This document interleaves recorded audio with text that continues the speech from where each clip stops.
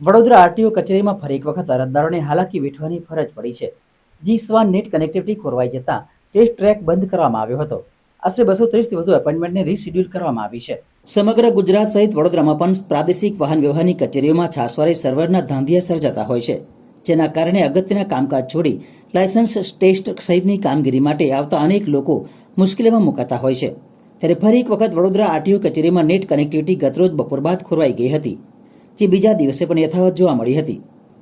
પ્રાપ્ત માહિતી અનુસાર જી-સ્વાન નેટ કનેક્ટિવિટી ખોરવાતા ટેસ્ટ ટ્રેક બંધ કરવાની ફરજ પડી હતી, જેના કારણે એપોઇન્ટમેન્ટ મેળવેલા અરજદારો અટવાયા હતા. નોંધનીય છે કે નેટ કનેક્ટિવિટી ખોરવાના કારણે અનેક મુશ્કેલીઓ ઊભી થઈ હતી. સર્વર ડાઉન થયા બાદ અરજદારોને આરટીઓ કચેરી દ્વારા મેસેજ અને કોલ મારફતે જાણ કરવામાં આવી હતી અને તેઓની સાથે જ તેમની એપોઇન્ટમેન્ટ પણ રીશેડ્યુલ કરવામાં આવી હતી. જ્યારે સર્વર કનેક્ટિવિટી શરૂ થતાં જ અરજદારોને ફરીથી જાણ કરવામાં આવશે. આરટીઓ જે.કે. પટેલે જણાવ્યું હતું કે કનેક્ટિવિટીમાં એરર આવી રહી છે.